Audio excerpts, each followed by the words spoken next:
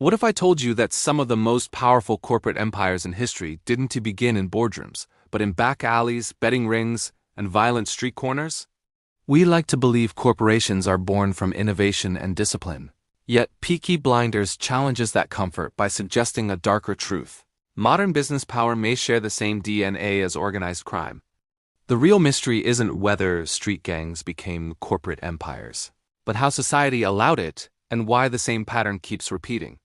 To understand this transformation, we have to step back into early 20th century Britain, where industrial cities like Birmingham were exploding with factories, workers, and cash, but also with inequality and instability. Formal banking barely served the working class, labor protections were weak, and law enforcement was inconsistent. Into that vacuum stepped street gangs, not just as criminals but as alternative systems of power. They enforced contracts when courts failed, provided credit when banks refused, controlled labor, and moved goods through intimidation. Violence wasn't random. It was functional. The Peaky Blinders, both in fiction and in the real gangs that inspired them, emerged from this environment, and what looked like chaos was actually early-stage capital accumulation.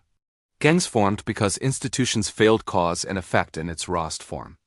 Poverty created demand, weak regulation enabled exploitation, and violence became a business tool. The Shelby family begins with razor blades and betting scams. But their true asset is control. Control over territory, information, and people. As profits grew, brutality became inefficient. Violence attracts attention, while paperwork creates distance. So gangs evolved. Money was laundered through betting shops, pubs, factories, and unions. Accounting replaced intimidation.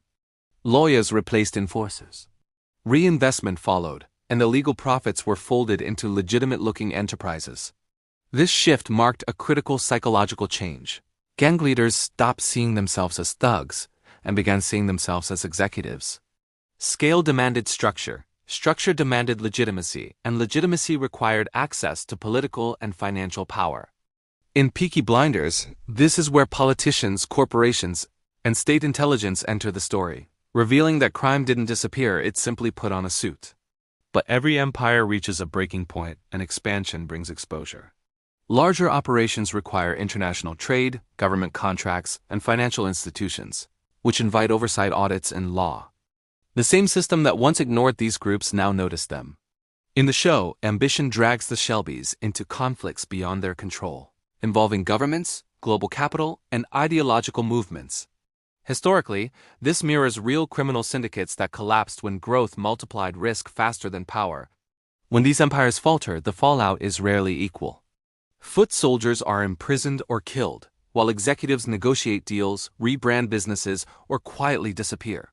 Families and communities absorb the damage, addiction, exploitation, and generational trauma while profits are normalized and protected.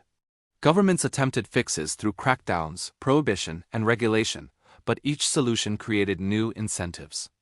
Ban alcohol, and bootlegging flourishes. Deregulate finance, and predatory schemes explode. The pattern is consistent. When rules lag behind reality, power flows to those willing to break them. Gangs didn't outthink the system, they adapted faster than it could respond. This is where Peaky Blinders stops being historical drama and starts looking uncomfortably modern. Today, global money laundering reaches into the trillions. Corporate fines often cost less than illegal profits. And in some regions, criminal networks run logistics chains more efficient than multinational companies. The methods have changed, but the logic hasn't. Informal power becomes formal when enough money is involved. The story leaves us with 3 hard lessons. Power always fills institutional vacuums. Legitimacy often follows violence rather than replacing it. And systems don't eliminate corruption, they professionalize it. The warning is simple but unsettling. As long as we believe crime and corporations are opposites, we'll miss how closely they're connected. If this story changed how you see power, business, or history, consider subscribing for more deep dives like this and ask yourself one final question. What modern empires are being built right now, just out of sight?